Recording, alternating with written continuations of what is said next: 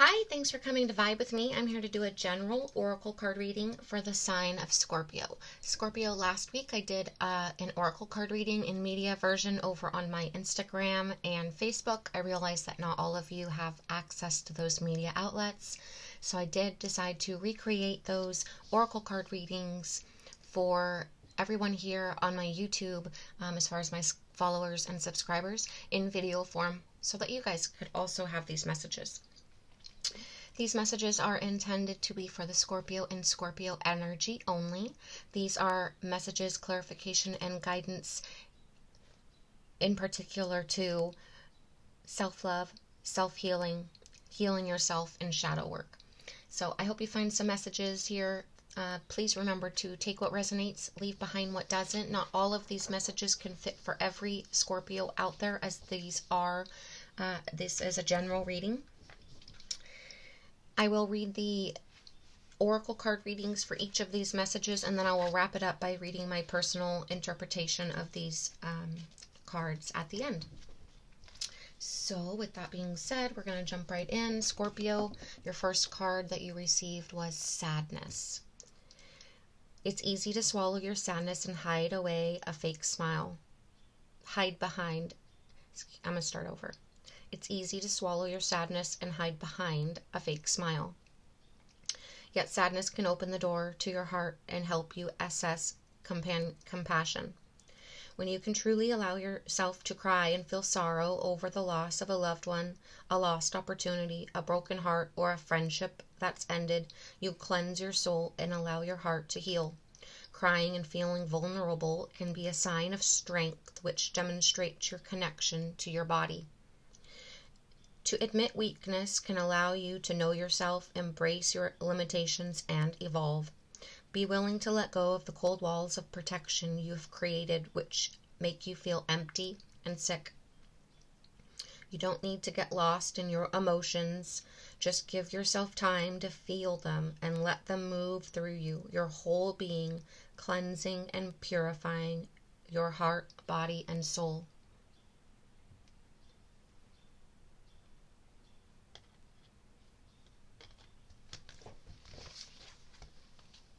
Your second message, Scorpio, you got 3 from this deck here.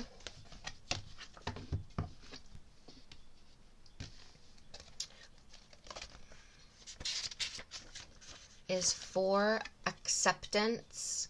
Acceptance is the current situation. Acceptance of the current situation is the first step to change. The past does not exist. The future hasn't happened. There is only right now. When we examine our lives and engage in some truth-telling, we are often confronted with what really is, the realization of powerful, but often we reject the truth if it is hard to bear or we are afraid of accepting something difficult. Each of us at some point has dodged our blind spots and then had the illumination of what actually is eventually confront us. What we do next is crucial. Do we accept exactly where we are, no matter how painful or confronting, or do we retreat back into our illusions and remain stuck or unchanging? Choose to accept ourselves fully, and the position we are in enables us to make the next step towards growth. When we can plant our feet solidly into the earth and say, yes, here is exactly where I am, and I accept it fully, then we can take the next steps confidently, honestly, and powerfully towards where we now wish to head. Accepting where we are now, right now, in its fullness, allows us to also accept that there may be some chaos in our change before there is full order again. This can be an exciting feeling rather than one that generates fear if we hold our new intentions clearly.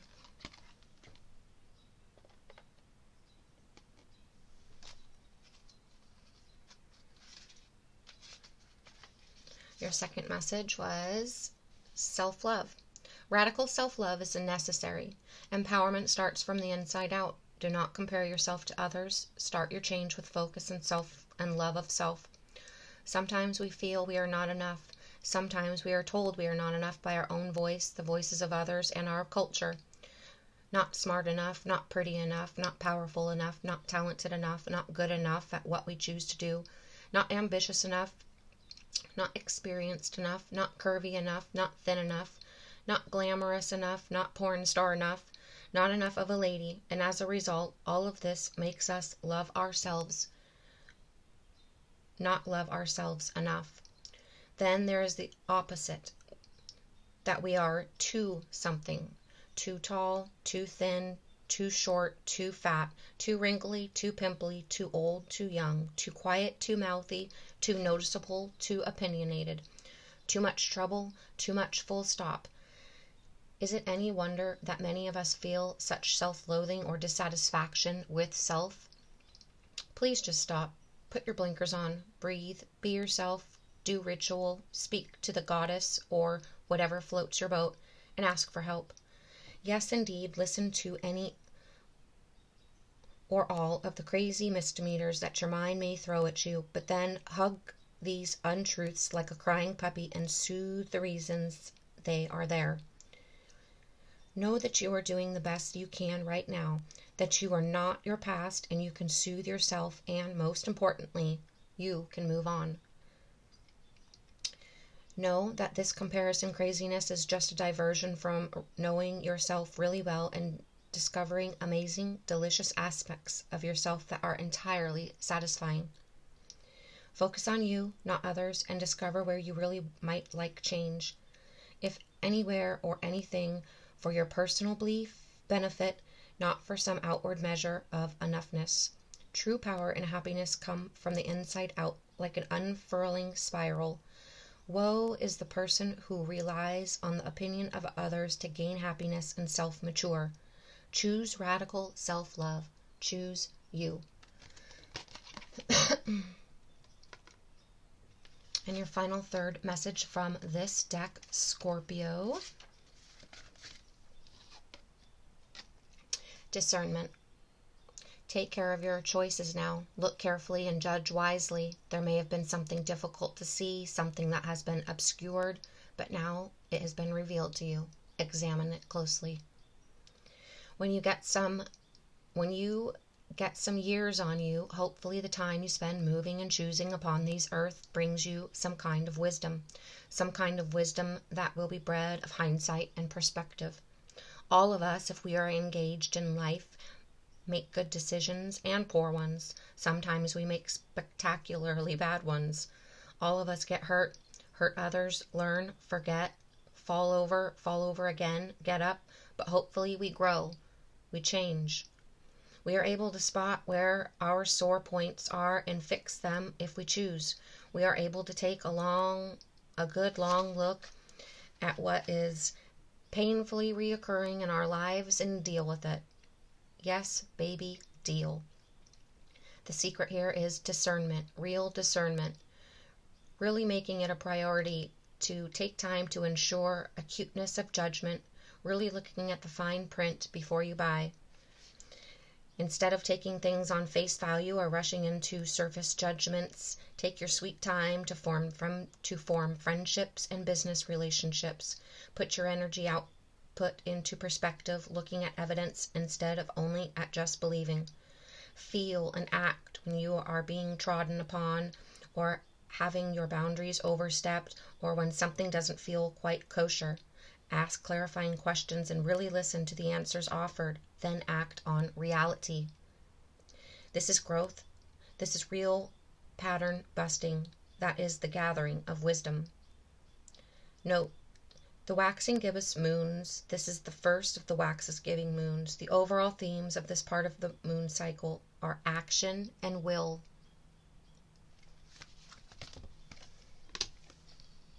And Scorpio, your final oracle message here is 35, celebration. It is time to take off your work hat and let your hair down. It's time to go have fun. Sing, dance, play, and be wild. Really let yourself loose.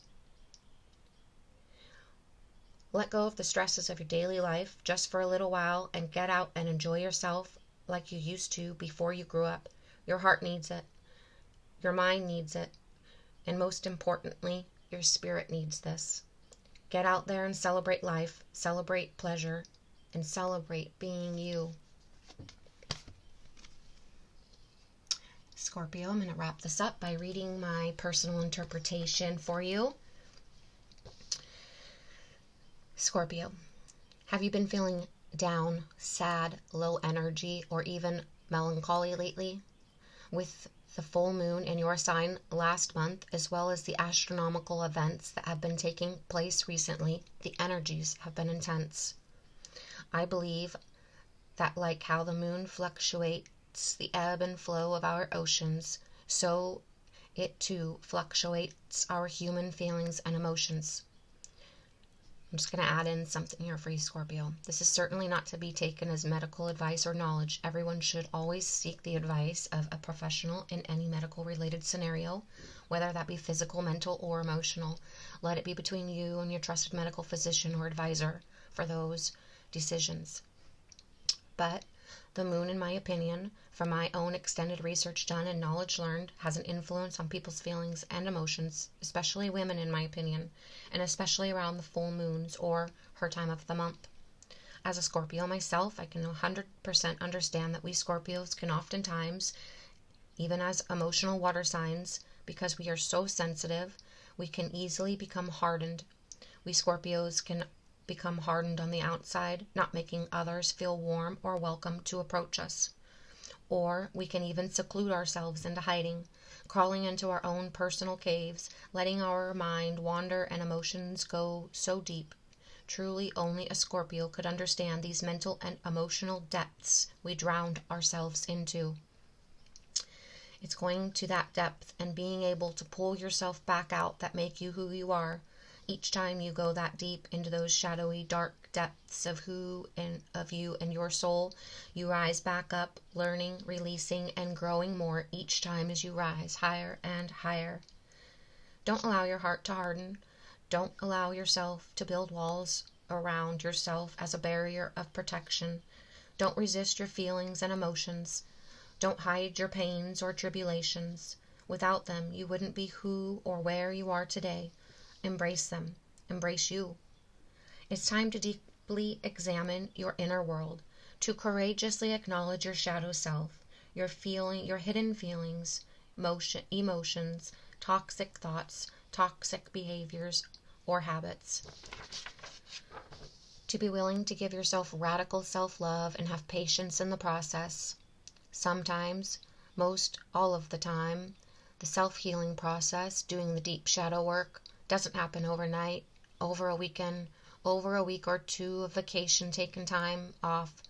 It can depend on each and every individual and their personal experiences. It can literally take years or decades. I truly believe it's a lifetime journey or process.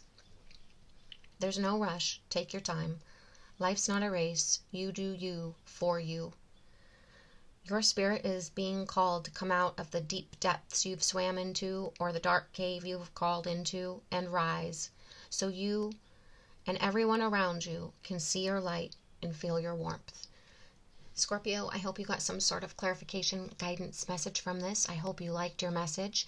Please let me know in the comments how you liked it, if it resonated, how it resonated. I'd love to read your comments, and I'd love to know when your guys' messages are resonating for you. Please give the video a thumbs up. Please subscribe to my channel. And Scorpio, thank you for being here.